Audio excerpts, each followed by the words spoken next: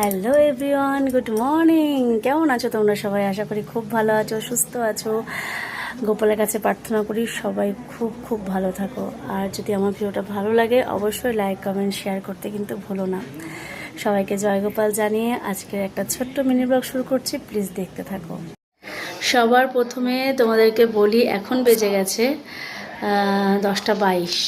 তো সকালবেলা যেটা করেছি সেটা হচ্ছে আলু ভাজা আর ডাল। হাজব্যান্ডকে এটা দিয়ে আমি টিফিন দিয়েছি। আজকে যেহেতু নিরামিষ, আজকে হচ্ছে নীলের উপোস। আমি তো উপোস করতে পারি না, তো তোমরা দেখেছো আমার ঘরের ভেতরেই রয়েছে আমার শিব ঠাকুর। তো আমি সেখানেই একটু জল ঢালবো মাথায়, আমি আমার মেয়ে। সব উপাসনাকে ঘুম থেকে তোলা হয়ে গেছে। এই জায়গাটা দাঁড়িয়ে আছি না, প্রচণ্ড হাওয়া দিচ্ছে, ভালো লাগছে।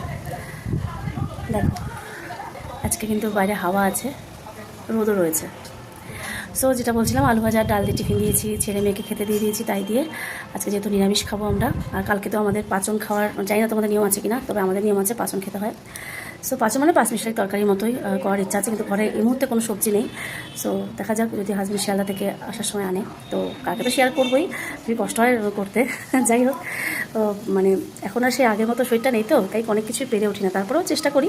তো শরীরটা আগের থেকে একটু বেটার আছে ওষুধটা খেয়ে। সো কিন্তু প্রচণ্ড ঘুম, শুধু ঘুম পায়। আর ঘুমটা আমার বরাবরই ছিল, ওষুধ যেগুলো খাই সেগুলো খেলে আমার প্রচণ্ডই ঘুম পায়। সো যাই হোক, তার মাঝখানেও তো আমাকে সব কিছুই করতে হবে, সবটাই ব্যালেন্স করতে হবে, তাই না? তো চলো, কী রান্নাবান্না করেছি তোমাদের সঙ্গে শেয়ার করি। আমার রান্নাবান্না কিন্তু কমপ্লিট, তো সঙ্গে থাকো, পুরো ভিডিওটা দেখতে থাকো বন্ধুরা। এই যে এখানে করেছি আলু ভাজা, এখানে করেছি ডাল। এটা কি বলো তো বন্ধুরা, ডাটা, লাউর ডাটা কাকিমা দিয়ে গেছিলো, শাকগুলো নিতে পারেনি কারণ শুকিয়ে গেছিলো। তো লাউ ডাটা দিয়ে আলু দিয়ে 5 সম্বার দিয়ে একটু করে নিয়েছি, মাখা মাখা। তো এটুকুই হয়েছে, এটা হাজব্যান্ডকে দিতে পারিনি, রেখে দেবো, রাতে খাবে। তো সব কিছু অল্প অল্প রাত অবধি চলা। সো এখানে আমি করেছি ভেন্ডি আলুর তরকারি, একটু পোস্ত উপর দিয়ে ছড়িয়ে দিয়েছিলাম। এই হচ্ছে আমার আজকে সারা দিনের মেনু, তোমাদের সঙ্গে শেয়ার করলাম। তোমরা তো জানোই বন্ধুরা, কিছুদিন ধরে আমার শরীরটা খুবই অসুস্থ, কাজকর্ম করতে পারছিলাম না।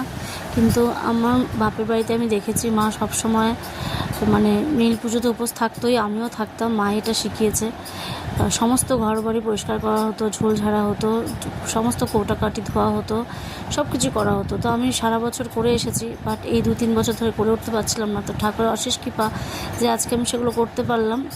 আমি দাঁড়িয়ে থেকে সমস্ত কিছু পরিষ্কার করে কোটারুটি সব ধুয়ে নিয়ে আমি আজকে সব কিছু নতুন জিনিস ঢালবো, মানে সব কিছু কোটায় ভরবো। তো আমার ভীষণ ভালো লাগছে কাজ করতে, সত্যি শরীর ভালো লাগলে করতে খুব ভালো লাগে। আর মা যেহেতু শিখিয়েছে, তো মায়ের কাজগুলো আস্তে আস্তে করতেই হবে। ঝোল ঝাড়াটা অনেকদিন আগে করা উচিত ছিল, কিন্তু কী করবো বলো, একা পেরে উঠি না আমরা। সো মেয়ে এখানে ঝোল ঝাড়া দিচ্ছে।